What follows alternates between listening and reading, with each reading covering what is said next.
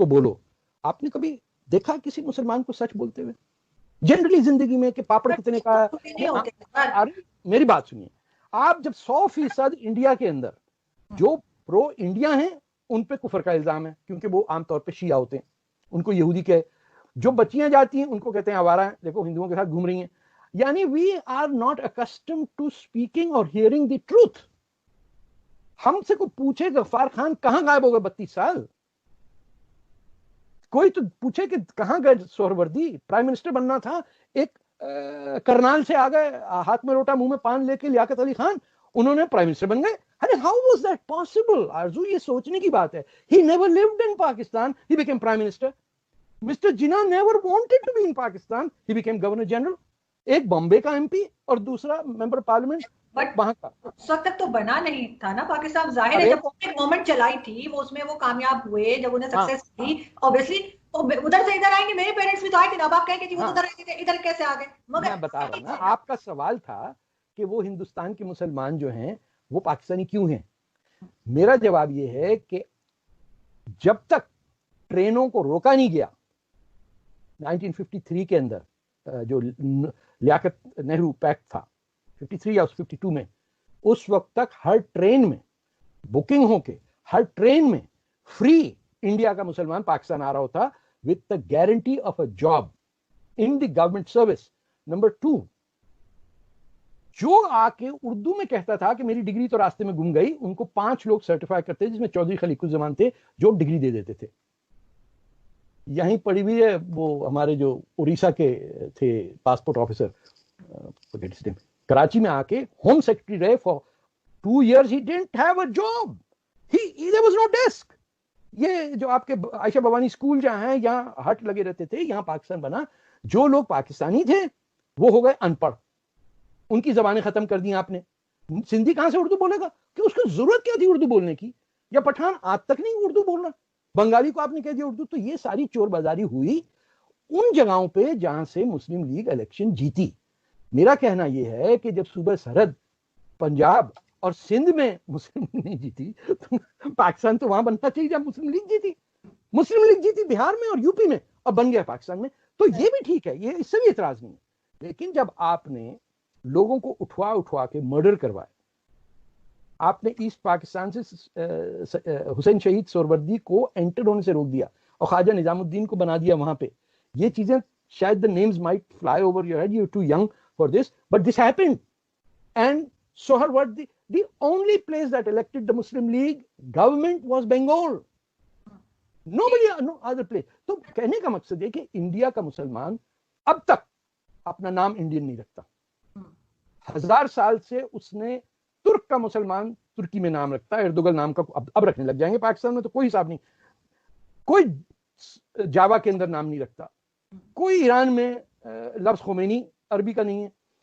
ये सिर्फ हमारी बदकिस्मती है कि हम अपनी ओवर एक्टिंग और फॉल्स आइडेंटिटी में अपने नाम हिंदुस्तान से अलग, यानी आफ्ताब और सूरज में क्या फर्क है मुझे बताइए। तो सूरज नाम का तो कोई नहीं, शमसुद्दीन मिल जाएगा, सूरज नहीं मिलेगा। वो चांद भाई भी रेलवे स्टेशन के ऊपर वो जो क्लिप था, चांद बाबू जो रिपोर्टिंग कर रहे थे, चांद नाम का पाकिस्तानी मिलेगा आपको कहीं? इंडिया पाकिस्तान दोनों में अगर वो चांद नवाब और इस तरह के हैं ना, ये वो तो हैं क्योंकि वो नौकर हैं, वो छोटे कद के, काले हैं, बावर्ची हैं, चौकीदार हैं, माली हैं।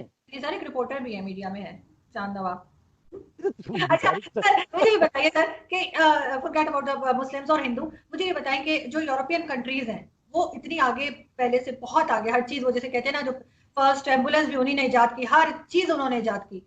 लेकिन ना हमारे यहाँ साउथ एशिया में हमें कुछ याद नहीं पड़ता कि कोई चीज जो है इजाद की हो या उनकी तरह आगे बढ़े। उसकी क्या रीजन हो सकती है? क्या population is the main reason के उनकी पॉपुलेशन बहुत कंट्रोल में है, उन्होंने एजुकेशन पे और हेल्थ पे बहुत ज्यादा लगाया? हमारे तो ऐसा कुछ नहीं दिखता हमें। देखें, आप मार्टिन लूथर को पढ़िए, जो 16th सेंचुरी में या शायद 15th सेंचुरी में एक रिबेलियन आया। होता ये था कि पादरी लोग तावीज बेचते थे कि ये 10 रुपए की ले लो, 2 पाउंड की ले लो और तुम्हारी दोजख में जो सजा है वो खत्म हो जाएगी। इसको कहते थे वो तो सर आगा खानी भी कहते हैं। मेरे मामू के दोस्त हैं जो आगा खानी है, उन्होंने कहा कि आगा खान ने कहा कि तुम पैसे दो, जन्नत में घर बना दूंगा, और पैसे दो, खजूर का दरख्त लगा दूंगा, उन्होंने कहा बिल्कुल खजूर के दरख्त के बगैर तो आप सोचिए कि 16th सेंचुरी में इंडल्जेंस उसे कहा जाता था, इंडल्जेंसेस के अगेंस्ट रिबेलियन थी आपके मार्टिन लूथर की। वो भी कोई ऐसा चांद सितारे जैसा आदमी नहीं था, उसने यहूदियों के अगेंस्ट इतनी हेट्रेड पैदा की। बट व्हाट हैपेंड इज कि पोप को चैलेंज करने का रिवाज बन गया। आपके यहाँ हर उचक्का जो था वो खलीफा बन गया। यानी टर्की के अंदर कोई जो डायनेस्टी थी ऑटोमन की, उसमें को पढ़ना लिखना नहीं जानता था। जो एक बादशाह जानता था पढ़ना लिखना, उसका नाम था दानिशमंद। वो बड़ा अपने जमाने का बहुत बड़ा साइंटिस्ट समझा जाता था। जब just try to imagine 13-14 century में ये ऑटोमन एम्पायर फैल रहा है, मारपीट चल रही, क्रूसेड चल रहे हैं। 400 साल का ये गैप है बीच में, सन 1000 से लेके 13 सेंचुरी तक वावेला मचा हुआ है। खलीफा कहां बैठा था उस वक्त? बगदाद में, अब्बासी। जब 1458 में हमारे शिया भाई बहनों ने मिलकर दरवाजा खोल दिया और जब ये सारे मंगोल्स अंदर आए शहर में, तो अब्बासी खानदान वहां से भागा। आपको पता है कहां रहेगा आके? ये भागलपुर में। ये जितने वो जो अब्बासी आपको मिलते हैं ना, हमारे भी 2-4 दोस्त हैं अब्बासी, ये सब वहां के भागे में। इंडिया ने उस वक्त भी दरवाजा खोला। इंडिया ने इमाम हुसैन की औलादों के लिए दरवाजा खोला। सबको कहा जिसने आना आओ। पहली मस्जिद जो है दुनिया में वो बनी चेरमान में, केरला के अंदर। हम अपने मेजबान की कोई तो इज्जत करें ना।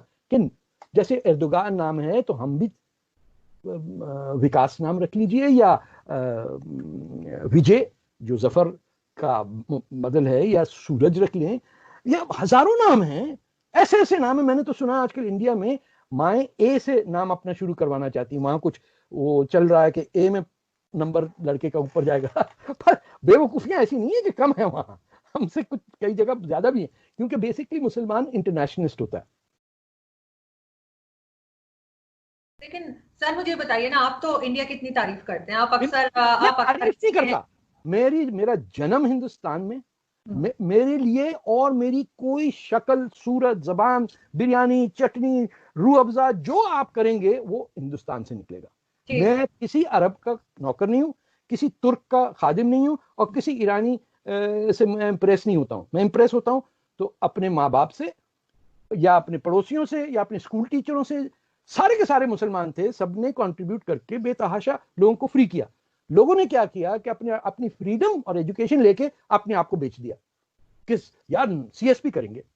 अरे अभी मेरे पास दोस्त हैं पाकिस्तान में जो सीएसएस में दे topped. After 60 years they are still scared to put their name next to mine. खुद 70-75 के, क्योंकि we are not fearless people. We are only fearless when we hit the weak person. लेकिन सर जब आप इतनी तारीफ, आप इतना मतलब अच्छा बोलते हैं भारत के लिए, आप हर चीज में उनको मतलब आगे रखते हैं, फिर जो भारतीय मुसलमान हैं वो आपके खिलाफ क्यों हैं? जैसे आप क्योंकि वो कह रहे थे don't want to share screen with you, तो क्यों ऐसा? क्योंकि वो सब पाकिस्तानी हैं। सर पाकिस्तानी कहां से? इंडियंस की बात हो रही है। इंडियन मुसलमान ज्यादा पाकिस्तानी है पाकिस्तानी से। आप मुझे बताइए 1946 का किस दिन इलेक्शन लेके एक कंस्टिट्यूएंसी में आपको बताऊंगा। 100% मद्रास की सीटें, बिहार, यूपी, मद्रास उस जमाने में पूरा केरला वेरला सब ये मद्रास कहलाता था। महाराष्ट्र 100% मुसलमानों की सीटें जिन्ना साहब को। बंगाल जहां हुकूमत थी वहां भी नहीं थी 100%, वहां भी जो दलित पार्टी थी उससे अलायंस करना गया। पंजाब में तो इलेक्शन ही हार गई मुस्लिम लीग।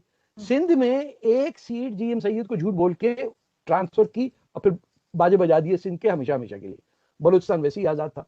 तो जो पाकिस्तानी हैं वो तो एक्चुअली इंडिया में रहते हैं ना। वो आपके मुंह पे गाली देते हैं क्योंकि उनको ये जैसे वो हैं 2 हैदराबाद के भाई हैं, वो क्या नाम है, ओवैसी ब्रदर्स।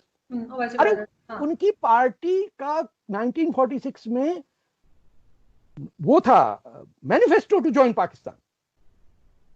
ये वहां बैठे थे। वो जब हिंदुस्तान में रहते हैं, अभी तक जब हिंदुस्तान में है, वो पाकिस्तानी कैसे हो सकते हैं? और दूसरी बात, आपके क्यों वो खिलाफ है? आपके साथ वो टॉक शो में लोग नहीं बैठना चाह रहे, उनके आगे जो उल्मा है और वो है, तो उसकी क्या वजह है? ऐसी क्या बात है कि वो हम हर नमाज में जुम्मे के दिन हम एक दुआ पढ़ते हैं, अरबी में तो मुझे नहीं आती, जिसमें कहा होता है कि सच और झूठ के बीच में वो डिफरेंस समझो और सच